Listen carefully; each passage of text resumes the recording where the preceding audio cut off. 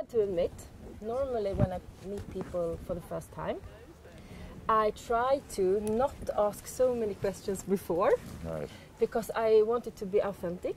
Right. And I want it to be like the first time, of course. And but now it's a bit tricky, since you're my garden guru, and I haven't seen all of your programs, of course, but quite a few. But I try to ask questions that I know that our OdlingsTV public like to ask. Okay, now we're here at the Sofiero garden. What were your first impressions here? Well, having never set foot in Sweden before. This is the first time. Very first time. My first day in Sweden. Wow. So I genuinely didn't quite know what to expect. And I'm impressed by the range of plants. You know, I suppose I'd expected things to be a little bit more limited or extreme. And it's very beautiful. It's very beautiful here, and there's lots of interesting things being grown. And I like the idea of the public coming in and sharing, and I like the land art around too very much. This was something extraordinary, wasn't it? Yes, yes. Because for me, nature is a big inspiration. What do you think about nature and gardening? Is there a difference, or is Well, there is a difference, definitely, but there is. I mean, somebody once said to me that if you have a wood and you have a glade or a clearing, that is a clearing in a wood. If you have a circular clearing, that is a garden. So in other words, you need the garden, you need to see the hand of man. But that hand could be very light. It could be a very light touch. And I think that, or somewhere else, I went to a garden in France, for example, where he planted everything and then just let it go, let it do whatever it would, but he mowed paths. So there were the mown paths, but he just let the plants do whatever they wanted. Whoa. So you have the mixture of a natural and gardening, or it could be very, very ordered. But I think you have to respect nature. That's the important thing. So from where do you get your inspiration? From lots of places, from nature, from art, from the experience of doing it. So I will grow something and then I'll say, it doesn't like that, I'll move it, I'll try something else. From looking at other gardens, a lot of looking at other gardens. How many other gardens have you seen, you think? Oh, thousands. Yeah, thousands. it must be. Yeah, all over the world. I have never kept count, but thousands, yes. But the first time here in Sweden, is there something that you feel especially Swedish? Well, we have a very simplistic view of Sweden and Scandinavia, to example, which is that it's ordered, it's wholesome, it's clean, it's very controlled. So that's maybe what I expected. Okay. I'm very delighted to see things a little bit looser, you know.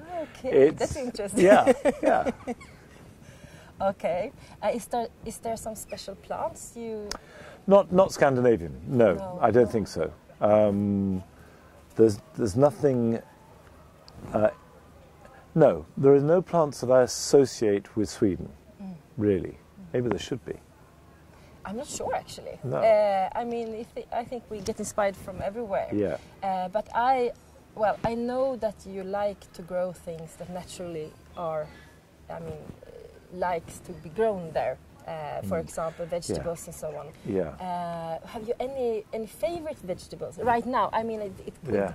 Well, at this time of year. Yeah.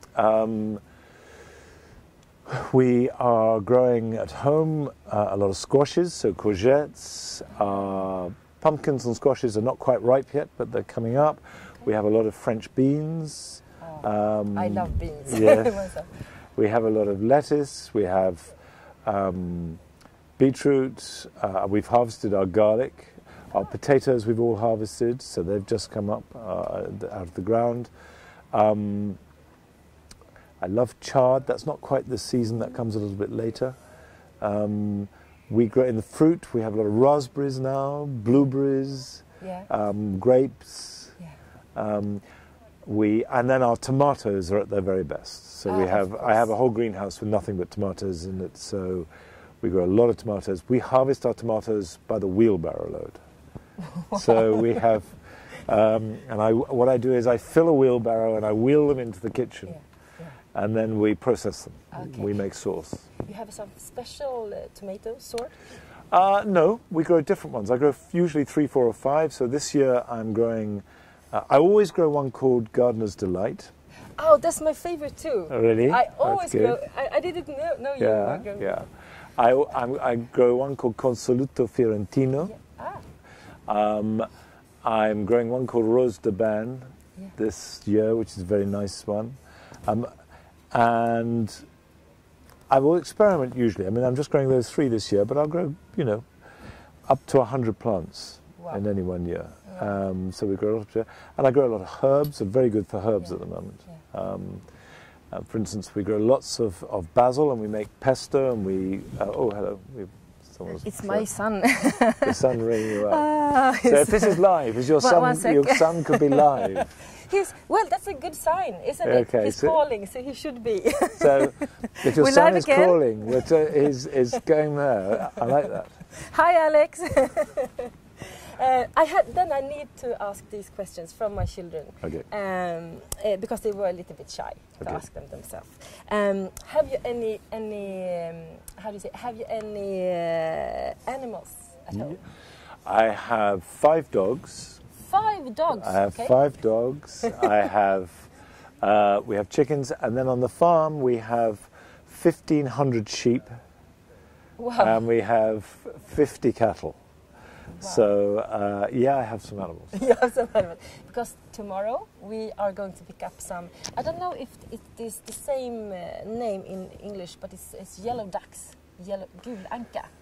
Right, yes. Yeah, I don't think we call them yellow ducks, but certain type of ducks. Yeah, okay. But we pick them up in our car. Great. When we go back from. Well, I always used to keep ducks, but I've stopped because the fox always got them. Yeah, so to shut them up at night is important. Yeah, of course we do. And then I think we have just a few minutes, not even that more. I need to look at my question. What was the most important? Is there something else about children to grow?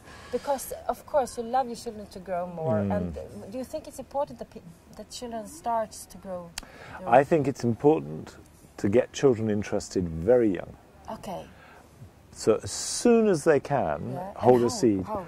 2, 3. Yeah, okay. And how to do it? Well, just get a little bit with you in the soil, get a seed in, a sunflower or some beans, something that will grow tall. Yes. Maybe something they can eat, radish or peas or whatever. But then, and get them to cook with you and harvest. But then as they grow up, don't force it. Let it go. Accept that they will stop. Yeah. But the seed has been sown. Yeah. If you sow the seed young, they will come back. Yes, of course. And one last question: do you ever get bored? Yes. You do? Yes, okay. I do. I get bored. I tend to get bored at some point in October. I just think, I've had enough of gardens and gardening. Yeah. And for about a week, or even 2 weeks sometimes, I'd like to go away and not think about gardens and gardening. Okay. And that's enough. What do you do then? Well, in real life, I can't do that because I'm still working and I have to do it. Okay. But I mean, I do. I go and chop wood or something. I go chop wood on the farm. I will go or I will saw down trees and chop them up, or I will. I actually do the same, really? But I thought it was a part of gardening. Well, it could be, but I might. I think that if you're getting bored, it's a sign. You should stop doing it. Yeah. And or maybe go and travel or see something else. But it very quickly comes back. Yeah. You have some advice to me as trying to be self-sufficient, growing food? Well, self-sufficiency is, if you're really trying to be self-sufficient, it's hard. Yeah. It's really hard. My advice would be don't.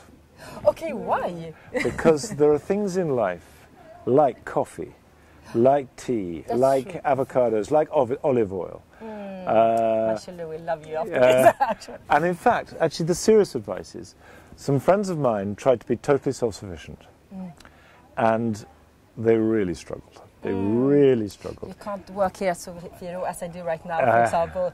And then they went down to 70%. Okay. And the other 30% could be whatever they wanted, but they weren't self-sufficient. But they had to be honest about it. Okay. And that was fine. That's really good. Good enough.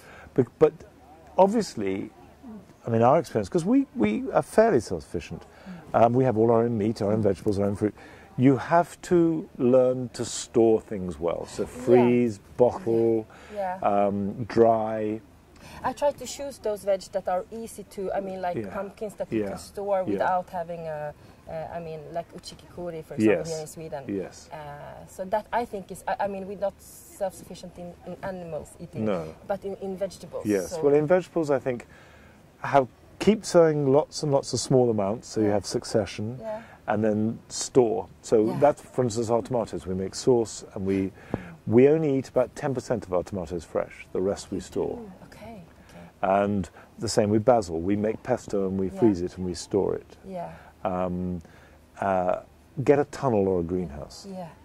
I already have, and I also pick a lot in the nature at our place. I mean, like hazelnuts and so on. I try to not grow everything myself. I let nature. You forage. Is that the name? Yes, that's okay. Okay. I think actually we don't have so much time left, but we had some great time. Thank you. And thanks a lot. I got some really good advice. Thanks a lot, Monty. Thank you very much indeed. Thank you. Thank you.